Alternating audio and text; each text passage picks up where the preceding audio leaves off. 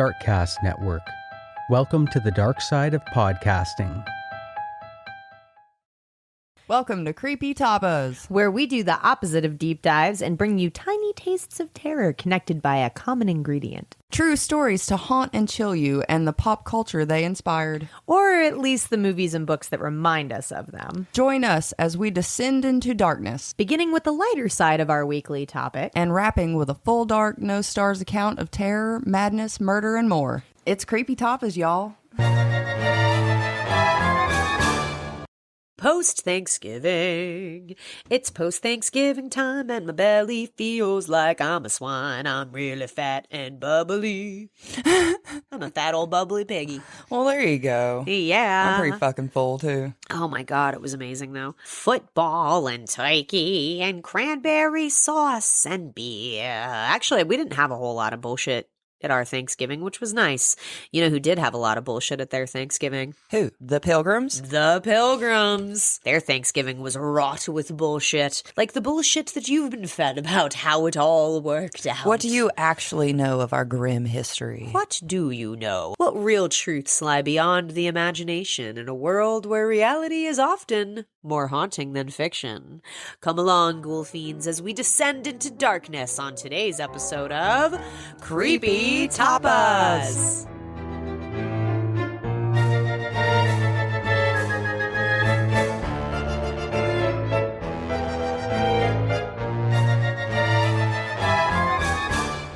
Thanksgiving, y'all. Did you have a good one? I actually did. Yeah? Tell me about it.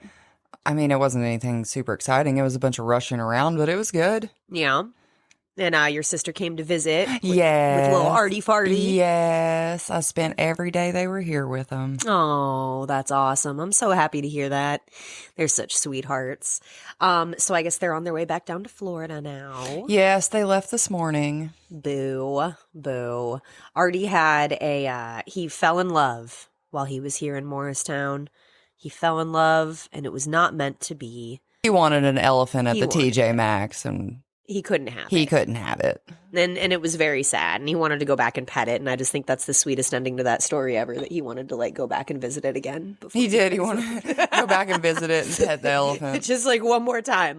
Just before we go, just let me touch it. And y'all were, denied. Yeah, aw, because he would have got all upset again. And we all know that story. It's kind of like the story of the Pilgrims. We fell in love with a piece of earth, and it wasn't meant to be ours. But you know what we did that Artie didn't do? We took it. We fucking stole that shit.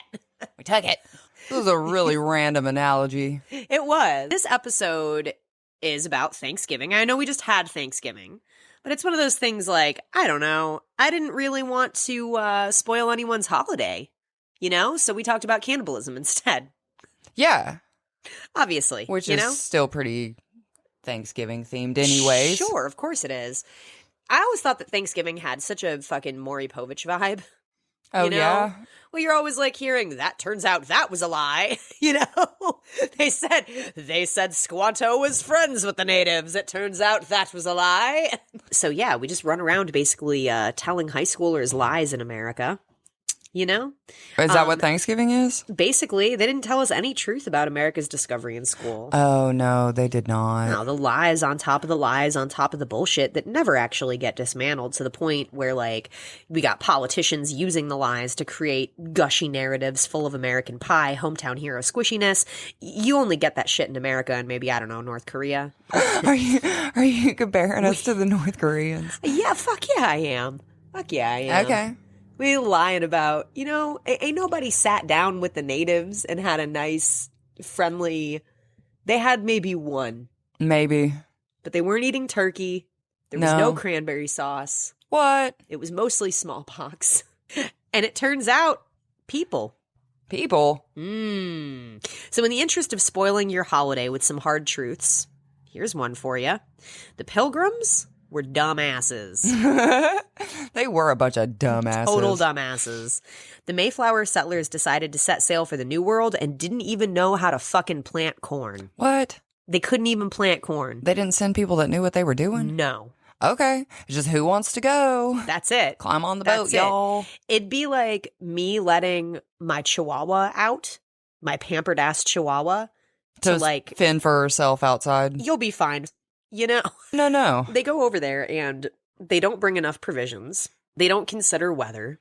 They don't consider the season or time or anything like that. And seasons change, y'all. Like, surely you didn't think you'd come over and evade winter. I mean, maybe. They might have.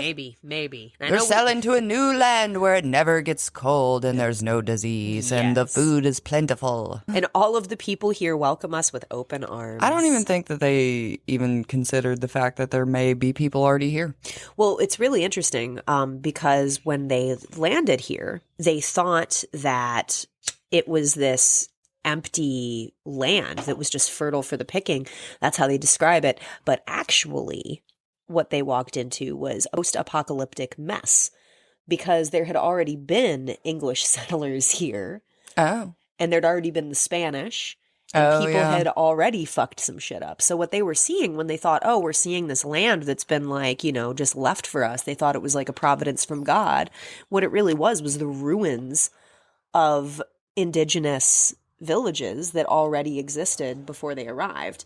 Tisquantum was born in 1580 near Plymouth, Massachusetts, and we don't know a whole lot about his early life. 1614, he was kidnapped by an English explorer named Thomas Hunt. So Thomas Hunt sold Tisquantum into slavery in Spain, and when Tisquantum escaped, he lived with monks for a few years and eventually returned to North America in 1619, only to find his entire tribe was dead from smallpox. Can you imagine? No. So you get kidnapped, you get sold into slavery, you go to a land that you've never seen before, that you're not used to, and then you come back home and everyone's dead. You escape just to find your entire family dead. Yeah.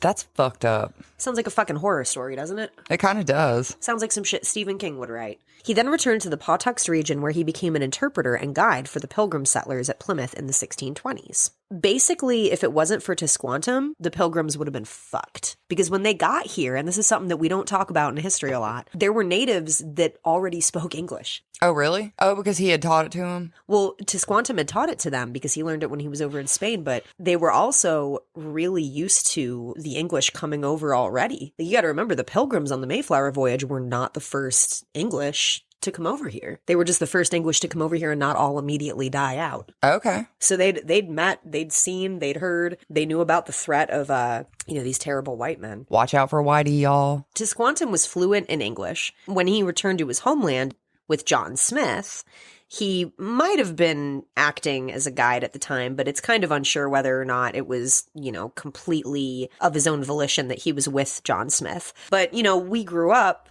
hearing that Tisquantum's name was Squanto, which has issues all on its own there. We just changed people's names. We names. just changed his name. Why not? He was such an intelligent person. I think that's the thing that really bothers me. He was so smart. He was bilingual. What a rare thing for the time. I would think so. To be able to fucking speak multiple languages. Like, that's amazing. Plus, he knew so much about the land. I mean, really, like, the Pilgrims owe so much to this dude. And they don't even say his fucking real name. We call him Squanto, which, like, what? I don't know. It's so ridiculous. I honestly never knew that. Yeah, no, me neither.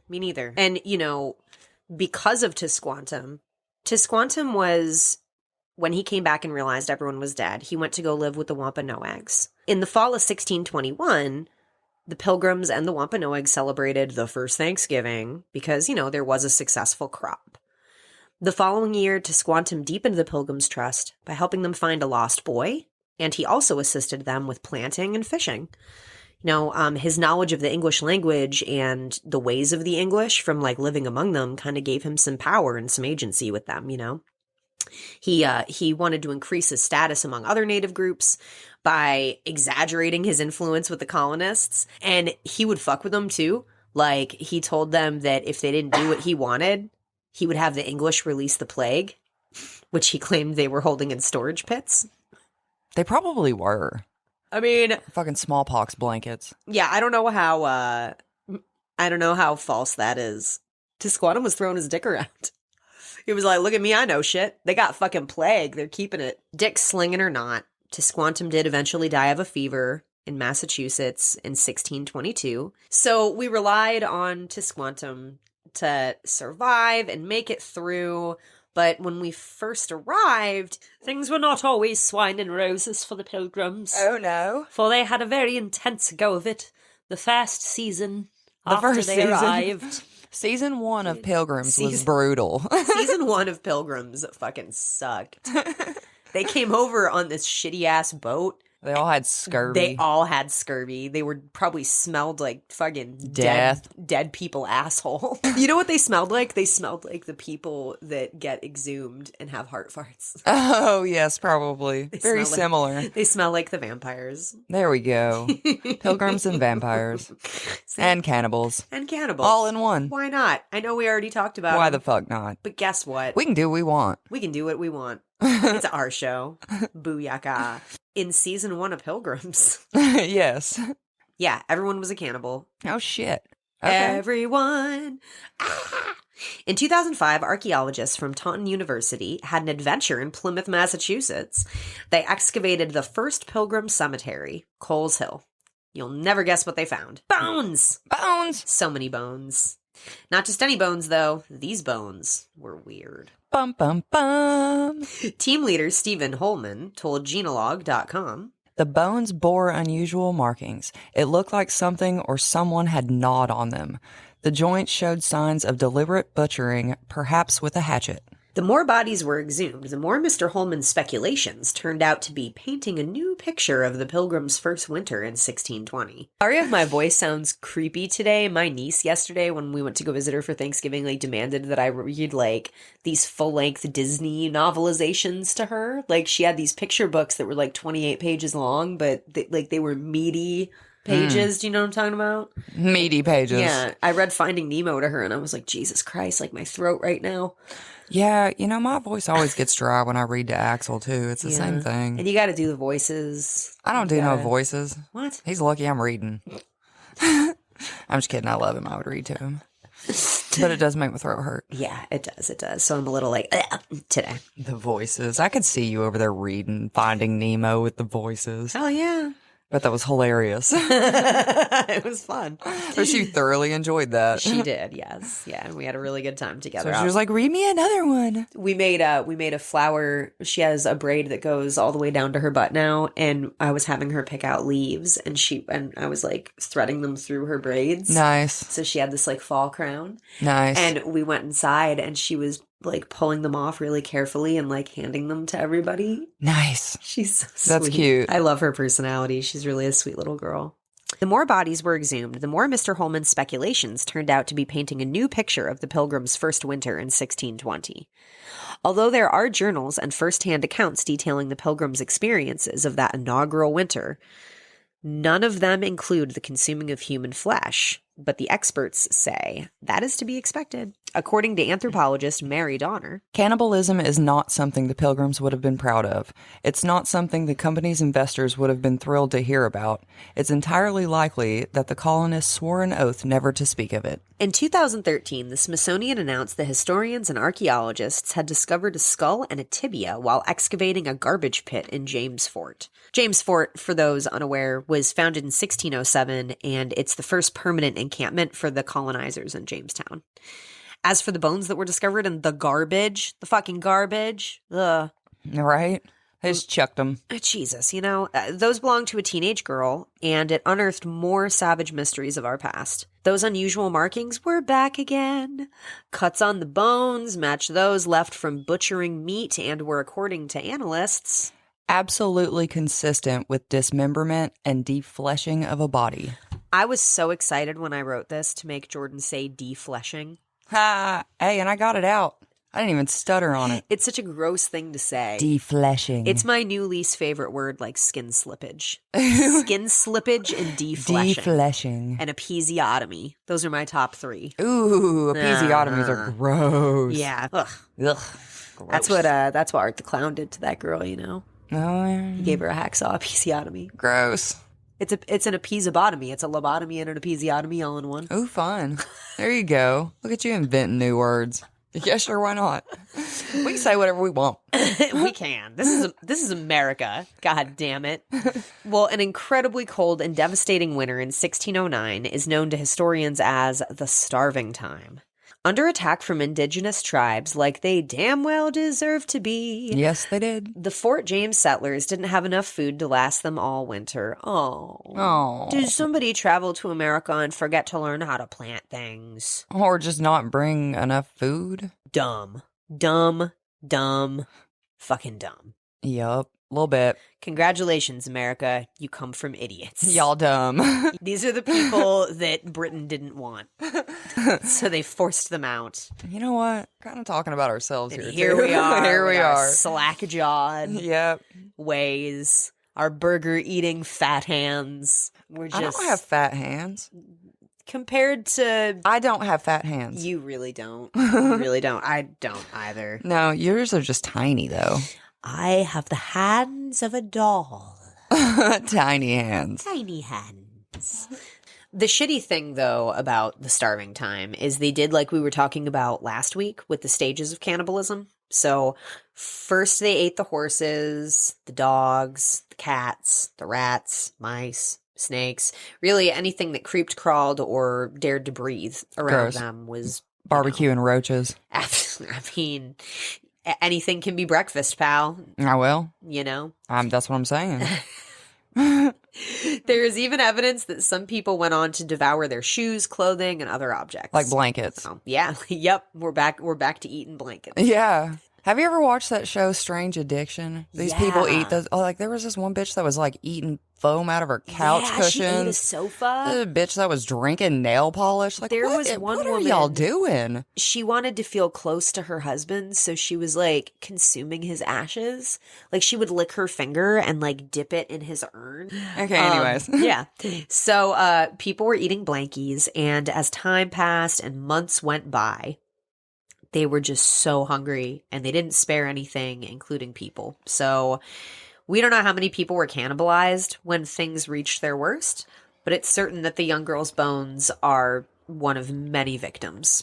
I'm sure. So. Do you wonder if they drew straws or if they just waited on someone to die? Like, were these people pre-dead? I was wondering that. And, you know, it's so many things that we don't have answers to. Like, one of the questions that I have, was this their way of, like, you know, doling out justice to people who fucked up? Like, was this girl considered a witch? Oh, maybe. Did she cheat on her husband? Did she, you know what I mean? Like, what weird... Did she look at a man wrong? Yeah, did she flash an ankle? Like, oh, no. We have no Tramp. idea. It kind of reminds me, the fact that pilgrims were eating people. I watched this amazing movie this week called Pilgrim, and I don't want to give too much away, but I feel like when they wrote it, they'd seen the story about pilgrims resorting to cannibalism, because there is a dinner scene where it's very people-eaty. People-eaty. Oh, yes. Very people-eaty. Wonderful. It follows this well-to-do family in the upper echelons of suburbia. Yeah, they're allowed to eat people. They are.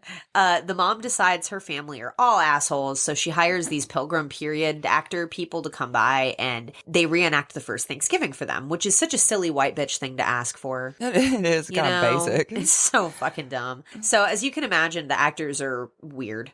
Yeah, because who the fuck would want to do that? For real. For real. Like, you're going to spend your Thanksgiving reenacting the first Thanksgiving? Yeah. It's some random people's house. I don't know. That bizarre. sounds weird. But I'd believe that, you know, people are enterprising. This is America, man. Do whatever you want. Yeah. Can you sell it? Great. Someone will buy it. Maybe. Yeah. Well, they moved into a home to settle in for a few days, which was really awkward. They built like a fucking... They moved into a house specifically for Thanksgiving? Yeah, because they had to settle in to like prepare things. So they built like a cabin outside. Oh, so they were living like the Pilgrims? Yeah. Okay. Yeah. Yeah, like Gotcha. they were really reenacting it, right? Okay. They move into the house and they settle in, and you know, as soon as they get in there, they pretty much immediately start terrorizing this poor family. Whitey McWhiteface starts to regret ever having the fundamentalist Amish crazies come in. Like I said, I don't want to spoil Did you call anything. her Whitey McWhiteface? She's Whitey McWhiteface. Like, that's not her character name. I don't fucking remember her character name. Basic bitch, Whitey She McWhiteface. is a basic white bitch. Like, I don't know what else to say about it. Okay, sorry. You know? I thought it was really funny. The actual protagonist of the film is her daughter, or stepdaughter, who's this really awesome biracial chick. who's like, her mother like ran out on her and her dad got remarried, and then they had a kid together, and she's just sort of like awkwardly the only person of color at the table, and I thought that was really cool. There was some allegories. Of course you're looking for that. I love a good allegory. There was some good commentary on just like Thanksgiving and race and all that good stuff. Thanksgiving, have you seen that? I haven't. Oh my God. Okay, well, it's pretty special. The opening shot is a titty. Oh, okay. The whole screen with a nipple. It's just a big boob. Just a titty. Just a fucking boob. And it's a woman running and screaming, and she's got this really cheap, like, Halloween pilgrim outfit. Like, it looks like some shit that you wore in second grade to, like, the Thanksgiving pageant. Okay, and her tits are flopping around? But yeah, and, like, the top is pulled down. And then this turkey that looks like a dick. Like, it's the most phallic-looking rubber monster without actually being a dildo. Okay. Comes up and he's like, nice tits, bitch. And he kills her. It's the most ridiculous open. I was laughing my head off, and you won't stop laughing the whole time. It's just like, it's so fun. That sounds fun. I mean, you could do without tits flopping in my face, but, you know. It's just, you know, it's the perfect way. And it's funny because you don't see very many boobs afterwards. Like, it's not, that's as gratuitous as the movie is with that, I feel like. But it's just such a, like, what a way to set the tone. Right? Just boob. From the get. Shot titty. Here's a boob. Yep. It's just a single boob, too. It wasn't even both of them. No, it's not even both. It's just one. It is. It's just one. It's a lone boob. And then it zooms out, and then you see both. And then it's not just... It's not a lone boob anymore. It's not a lone boob anymore. A uniboob. It's a complete set. There's its friend. They also were really trying to make this one fucking joke land. They say it 4 times in the movie. It's ridiculous. Her legs are harder to close than the John Benet Ramsey case. What? Okay. And then, like, there's like this awkward kid who tries to deliver it at a really inappropriate time. The writing is ridiculous. There's also Black Friday, which was really fun, I guess. It's kind of a Thanksgiving movie, as retail employees have to do. They go into work Thanksgiving afternoon to... Yes, capitalism. That's what... Everybody gets to have a day to spend with family unless you're serving the people who get to spend days with family. Yeah. Yeah. If you're the serving class, then... It really the pores. So it's about this store that's basically a Toys R Us, and all these employees have to go in because it's going to be like one of the biggest, shopping days of the year, and they've all been promised grand Christmas bonuses and like time and a half and all this. So everybody comes in, and it does have a Thanksgiving theme, as there is a little turkey dinner that they enjoy at one moment in the movie. It's really probably the sweetest moment in the movie, as they're getting assaulted by zombie alien demon customers. Okay, what happened to these people? They are Black Friday customers. Black Friday. Or they're just regular people? That's just what you're calling them? No, they're customers. That's what they call them the entire time. They're like, where are the shoppers? They're like, where are the shoppers? The shoppers are all turning into beasts. I got bit by one of the shoppers. Like, yeah. Oh. They're the shoppers. Okay. And they just turn into these monsters? They turn into these monsters, and they're like trying to build something in the Toys R Us. Well, it's called... I mean, it kind of makes sense. It's pretty accurate. Yeah. It's pretty accurate. And it's silly. It's not trying to be like... Pilgrim is like a serious good. Pilgrim is a really good movie. I think you should check it out because I think you would like it. It released in 2019 by Blumhouse Television and Hulu for the Into the Dark series. Pilgrim is episode 2 in season 2, and you can stream it now on Hulu. I almost said it was free because I'm not the person in the relationship that pays for streaming services. So to me, I'm like, oh yeah, it's free on Hulu. Like, it's not. TJ's paying for that. It's not free. Someone's paying for that. But yeah, Black Friday was a lot of fun. It's kind of like an action movie. Bruce Campbell's in it. The dude who played Spawn. It's really awesome. Definitely check it out. It's on Amazon. We are going to take a quick break, and when we come back, we are going to talk about a mystery. Centuries old. Wrought with suspicion. Conflict. Strategy. Struggle. Reconnaissance. How many words can we use? Anyways, we'll be back.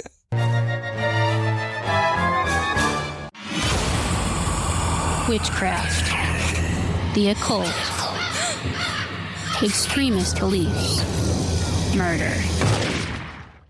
Tune in to Rogue Darkness each Friday and join host Raven as I uncover horrific crimes committed under the misconceptions and misunderstandings of witchcraft and other belief systems. I'll cover a wide range of crimes involving ritualistic killings and extremist beliefs, to cult persuasion and supposed possession. Anything and everything that borders the line of horrifying. There's always 3 sides to a story. Side A, Side B, and then the truth. Let's uncover the truth together and explore the darkness of mankind, one crime at a time. Available wherever you get your podcast fix, simply by searching Rogue Darkness.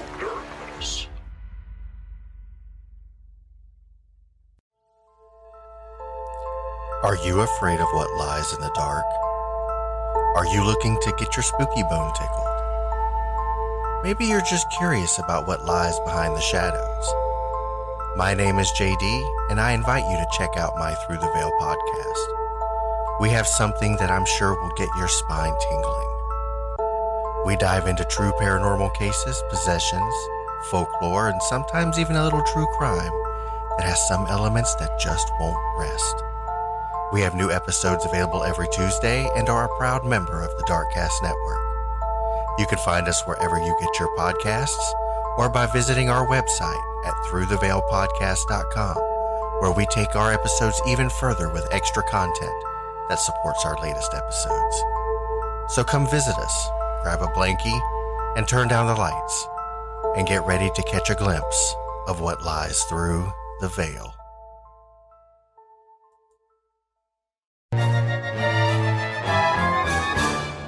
Lost colonies.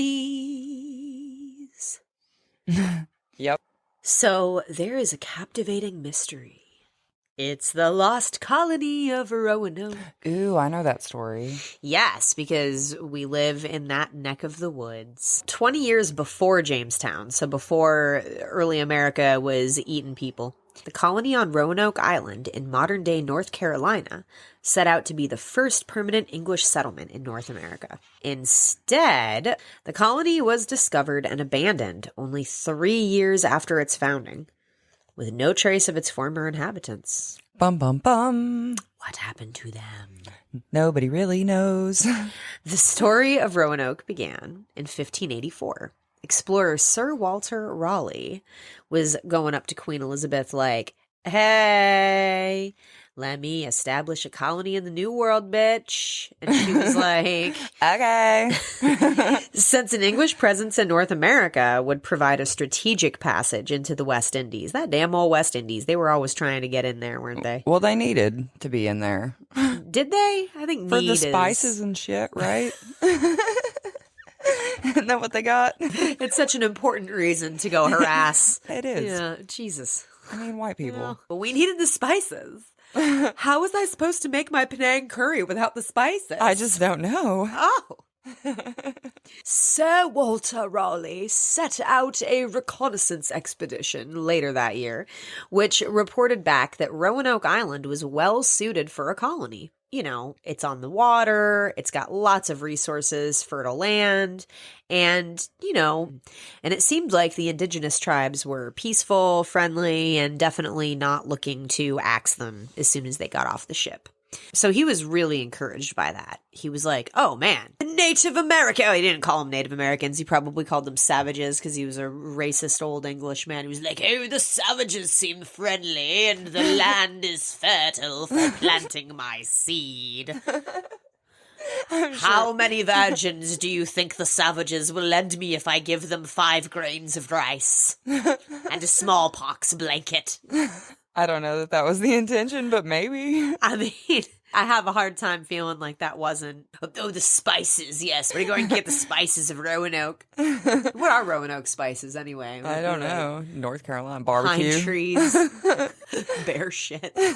Pine trees and bear shit. Whoop, whoop.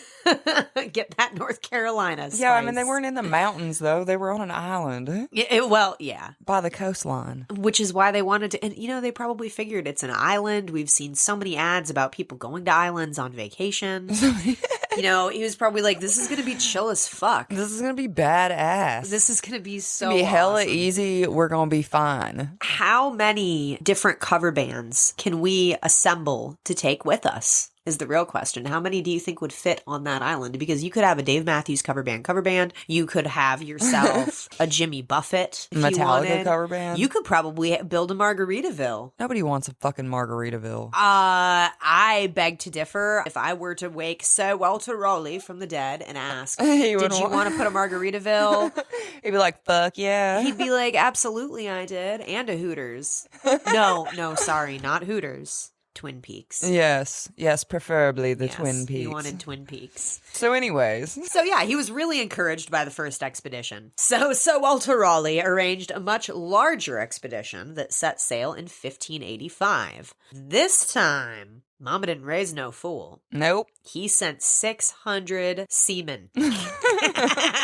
All the so much seamen. And the seamen were all under the command of Sir Richard Greenville. Oh, motherfucker. That motherfucker. Do you think that's the Greenville of Greenville? Maybe. You never know. Well, Sir Richard Greenville's seamen. He didn't have a handle on them seamen. Because the expedition did not go as well as the first one. He lost his grip and his seamen just flew out of control. Slipped right out. Happened. The expedition did not go as well. They was wilding out. So the local tribe, the Secotans, ended up kicking their ass, and they all ran away back to Europe in 1586. They put those seamen in their place. They took that seaman and they said, no. You get the fuck out of here. They sure did. Don't nobody want your kind around here. I wonder how many seamen were left that went back to Europe. Like, it was 600 that they started with. I wonder how many. I don't know. You know? They ran away, though, and I wish they fucking stayed there. Anyway. So Walter Raleigh was a real just pernicious asshole, and he was determined to make the settlement work. And in the summer of 1587, a second expedition led by John White. Well, I mean, at least we know, we have no illusions about who he is or what he's doing. Hello. Being a John and he's white. Nice to meet you. My name is John White. I am here to colonize and have sex with prostitutes. Well, John White, and probably his own seamen, landed on Roanoke Island. The group of English settlers was made up of approximately 90 men, 17 women, and 11 children. Look at that ratio. How unfair for those bitches. I know, those poor women. My goodness, you know? So yeah, 90 men, 17 women, 11 children. Well, I would say the women and children Belong together? belonged with, 17 of the men. Yeah, unless they were polygamists. No, maybe. Only a few months after the settlers arrived, they found themselves in desperate need of supplies. It was decided that White would sail back to England and return with the shit they needed. What is with these people and not bringing enough shit with them? I think that they get hungry on the ship or something on They the way just there. munch the fuck out. And They they're get like, the oh no, munchies, we yeah. don't have nothing left. Whoops. Our bad. Oh no, I didn't mean to eat like 4 Somebody months of sell supplies. months-long trip back to England. So Oh no, I ate all me Monster Munch. it just seems really, Short-sighted? I mean, it takes so long to sail back to England. Yeah, I mean... I don't know how to word that differently, but... I don't understand why they didn't just have it mailed, charter a flight. What is... They couldn't call someone and be I like, don't- bitch, send food? I mean, get your Instacart on. If This only it kind of worked like that for 'em. situation. You've only got yourself to blame at that point. That's true. You know, have you not got a cell phone?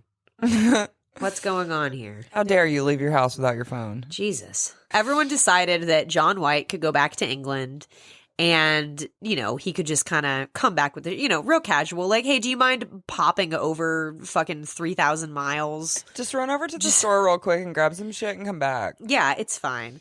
So once Everybody wrote down on a list what they wanted. Can you just pick that up for us? no big deal. It's fine. Yeah, they were in desperate need of supplies, and then hopefully they gave him something to go there with. I mean, I'm assuming John White took some of the supplies, depleting them even further. Yeah, probably. I mean, To he'd have go- to take his rations with him. Well, once he arrived back in England, John White found that war had broken out between England and Spain. In order to fight off the mighty Spanish Armada, Queen Elizabeth ordered that every ship be conscripted into the fight. So John White was unable to return to Roanoke with everyone's list of shit until 1590, 3 years later.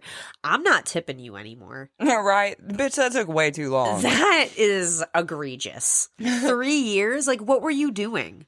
What were you doing? Fighting a war. And you know, I feel kind of bad for John White because every time he goes somewhere, like some shit is waiting for him because he gets back and found no trace of the colony or the family that he'd left behind. All that remained was the word Croatoan carved into a gatepost and crow etched to a nearby tree. The Roanoke colonists were never seen again, and John White never knew what happened. Over the years, there have been many theories about what happened to the colonists, some more plausible than others, but to this day, there are no definitive answers. This guy lived a fucking horror story too. Yeah, that sucks. Like he just went out to the gas station and like I was just running to the store, y'all. I got to get back. And they're like, no, fight. I just ran some errands for 3 years and Don't mind me, sorry. had to fight a war. So I had a flat tire while I was gone, and it took way longer than I thought it was going to. I had to fight off the Spanish Armada, you know. They got in my way. Theory 1, escape to Croatoan Island. One of the oldest and most popular theories about the colonists' fate is closely linked to the carvings left behind. Croatoan Island, known today as Hatteras Island, was 50 miles south of the settlement. Many people believe that the carvings were a message left behind by the colonists to tell White where they'd gone. Maybe they decided there's just not enough going on here, you know, we don't have enough provisions, we need to try our luck somewhere else type of deal. It's widely accepted that Croatoan Island played some part in the fate of the colonists, but to what extent is still the subject of debate. Upon learning that the colonists had abandoned Roanoke, John White immediately wanted to sail to Croatoan Island to investigate, but damage to the ship forced him to turn back to England before the mission could be completed. So he went back again. Like, imagine. He's like, sorry, y'all, I gotta run back. I gotta go to the mechanic real quick. I've flown to England about 6 or 7 times. The fucking flight feels like 10 years. Just one way. This dude went like to America.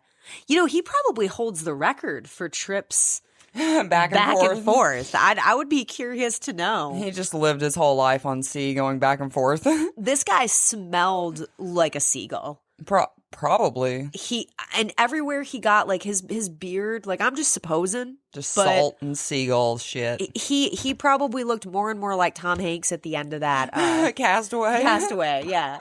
Like as it went on, where he's just like this haggard, filthy old man who's like, oh, fucking of course no. Oh, God damn it. You know, and at this point, I would have so much trauma from arriving in places. And shit be going on. I would just be on the sea forever till I died. I'd be like, I'm never going back. Shit just Nobody happens. needs the land. No, fuck it, you know? Theory 2, splitting up into smaller groups. Another theory is that the settlers were struggling to survive, so they broke into smaller groups and went their separate ways throughout what is now North Carolina. With dwindling supplies, historian Eric Klingelhofer argued that it was not likely that the Roanoke colonists would have traveled anywhere as one big group. No single Indian tribe or village could have supported them. They would have been even larger than some villages. Members of the 1585 expedition had been instructed to break off into smaller groups in the event of an emergency, so it's possible that the Roanoke colonists had a similar plan in place. Wouldn't be too far-fetched. No. You know, especially when we talk about how things, you know, we've been kind of like doing that, like instructing each other, like whether things are right or not, just kind of like, hey, this is what you do. It's got to be scary in a situation like this where nobody's ever really done it before. That, you know what I mean? Like you're just kind of going off of other people's stories of what worked for them, but you're in a totally different region. Yeah, I don't know. I mean, the whole thing, all about it seems scary. Yeah, dude. I mean, picking up and taking a boat thousands of miles across an ocean to a new world that you're not familiar with. Mm-mm. My relatives and your dumbass did don't know how to plant shit. But yeah, when my relatives did it, it was the 40s. So they had... Yeah, it was a little different. They didn't have to plant shit. Yeah. In 2011, researchers discovered patches on a map of the area drawn by John White. When scientists at the British Museum examined the patches, they found a small red and blue symbol drawn at the mouth of the Cowan River west of the colony. Chowan? Of the Chowan River west of the colony. Could this strange symbol have indicated a secret emergency location or fort that was to be kept hidden from foreign agents? What if some of the settlers headed there? Archaeological excavations have uncovered evidence of a colonial settlement in the area. However, it's been difficult to prove that the settlement was established prior to the 1700s, so they're not really sure. Maybe, maybe not. Yeah, that one holds a little less water for me. Theory 3, assimilation into local indigenous tribes. If the colonists did voluntarily flee their settlement, most scholars agree that they would have sought the help of indigenous peoples. Another popular theory is that the colonists developed a friendly relationship with some of the indigenous people that lived in the area. As time went on and it became clear that outside help would not be arriving, they eventually became integrated into local tribes. That would make sense. Yeah, I mean, that one seems like You just the sort most of logical solution. You make your own family. Bitch, you know what you're doing. Can I hang out with you? Yeah. Y'all got this shit on lock. I'm struggling. And even though so many of the Help. even though so many of the whites were so awful, I think that, when it comes down to it, especially, the fairer gender has a tendency to go along to get along and be like, hey, listen, I have children, you have children. Yeah. We're both working for this common goal. We're trying to let our kids survive. Is there maybe anything that y'all can do? So I think it makes sense that they would just go and integrate and try to find a family to be a part of, to try to survive. Artifacts that are clearly European in origin and were not the type of objects usually involved in trading have been found at various Native American sites in the region. Plus, there were rumors that people with European features were spotted among the indigenous tribes in the area in subsequent decades.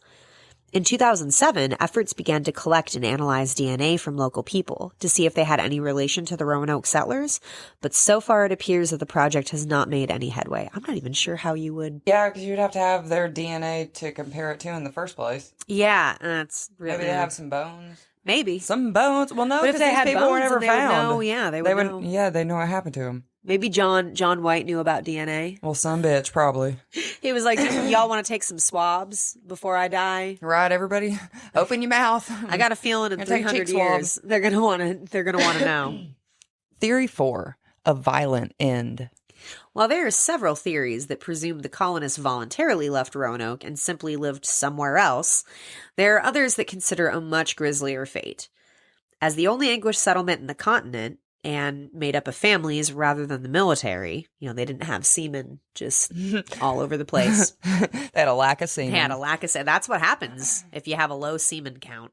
The inhabitants of Roanoke were vulnerable to attack because of their lack of seamen. Yeah. So you remember earlier when we were talking about the first expedition that had tried to settle and they had a fight with the local Sokotan tribe? That might not have been the best thing. So the theory is that maybe the colonists were massacred in a face-off with them. They might have been resentful of the settlers' presence and the disruption to their way of life, which, I mean, who can say? I can't say that I would really blame them because they were probably like, oh, great, more of this shit. All right, y'all again. Yeah, Son of a bitch. So you know how England and Spain were at war? There's also the possibility that the Spanish that were occupying Florida moved north and slaughtered the colonists during that ongoing tension. I could see that being a pretty strong possibility also. So many Especially if they heard that they were there. Absolutely. Well, whatever the case may be, researchers are still searching for answers. I mean, I feel like so many of these sound plausible. Yeah, I think so too. That's a tough one. What do you think happened? Well, I think since they never found any traces of them, they probably got killed. Or went away. I mean, but even if they went away, wouldn't you eventually, there were only so many settlements along the East Coast. Surely they didn't travel that far west. Yeah. So wouldn't you eventually find, and even not just them, but maybe find their remains or somebody who knew them or... Didn't American Horror Story do a season about this called Roanoke? And I think it kind of... They did. Yeah, I watched it when it came out, but honestly, I don't know that I remember enough about it. I never finished it. I mean, it was the grounds were haunted by some... I guess she was Colony. Yeah. It was really bizarre. I'd have to watch it again, but I think that's I remember liking it though. I haven't refreshed myself on it enough to really comment too much. Yeah, I need to watch it again, but because Ryan Murphy just always goes off the fucking rails to me, and I'm like, all right, I watched some of those American Horror Stories that you Oh, told me? yeah. The stories aren't as good as like the American horror story. I got to this one that was so dumb and I just gave up. It was where this girl is a mortician. Oh, yeah. I saw that ending one. of that was so it was really fucking weird. Stupid. It was there, but again, like I said, several of them are dumb. Yeah. I mean, then there's some of them that are just fucking gross. Like that fucking milkmaid episode. I skipped it. On your advice, I skipped it. Oh my God, it was so nasty. Like, I have never almost thrown up watching something until then. It was so fucking nasty. No, thank you. No, thank you. And it wasn't even gory. It was the thing. It was just fucking nasty. Blech. So, what do you guys think about the Lost Colony? Which of these theories sounds good to you? Give us a shout. creepytapas@gmail.com. Today's episode has been a little odd. My brother is getting married in like 3 hours after we record this. So, and it was just Thanksgiving. So it's been a busy week. It's been a busy week. So this is kind of like it's sort of a teensy tapas. And we're kind of, just a little chat about some pilgrims. Yeah, just a little chat about some stuff we read, some movies that we like, that kind of stuff. Interesting stories. We're freeballing. You're freeballing it. Just freeballing it today. Thanksgiving freeballing. We have some amazing content coming out for you guys in December. I'm so excited. Yeah, I'm excited too. We are pairing up with our network, Darkcast Network, to deliver some awesome thrills and chills for you, even in the December months when our pumpkins have rotted and our Santa hats are now on our heads. Or our skulls. Nah. Do you don your Santa hat on a skull? I have know my I do. Santa hat on a skull. I'm actually going to spray paint my pumpkins and put like old elf hats that I had. I was going to throw them away or give them to Goodwill, but I'm going to stick them on there instead. Fuck it. Yeah. You can slap a Santa hat on anything. Hell yeah. It's Christmas. Do it. Send us your Christmas decoration photos. Did you spookify your Christmas decorations? Ooh, yeah. We want to see it. Tag us in your photos, guys. We are at Creepy Tapas everywhere. Everywhere. Especially Instagram. Yeah, mostly Instagram. Yeah, mostly. That is our favorite platform because we're old. Yeah, whoops. We know how to work that one. Whoops. Yeah. we're learning more all the time, though. Thanks again, guys. And if you want to support the show, don't forget to subscribe, rate, and review. Woohoo! Thanks again for listening, y'all. We sure do love you. Hope you had a happy Thanksgiving. Yes, we'll see you next week. Bye. Bye. If you want to keep up on things, you can hit us up on all social media. All of them. At Creepy Tapas. That's right. We're just Creepy Tapas. All over the damn place. Creepy Tapas is a free podcast, and we intend to keep it that way. But if you like what you hear and want to support us, please like, rate, and review. It helps us grow so we can keep serving our tiny tastes of terror to amazing listeners like you. We would love to hear from you, so send us your personal stories to creepytapas@gmail.com. We are self-written and recorded with production by Freddy Cat Productions, music by Kevin MacLeod, and graphics by Panther Creek Graphics. Darkcast Network. Indie pods with a dark side.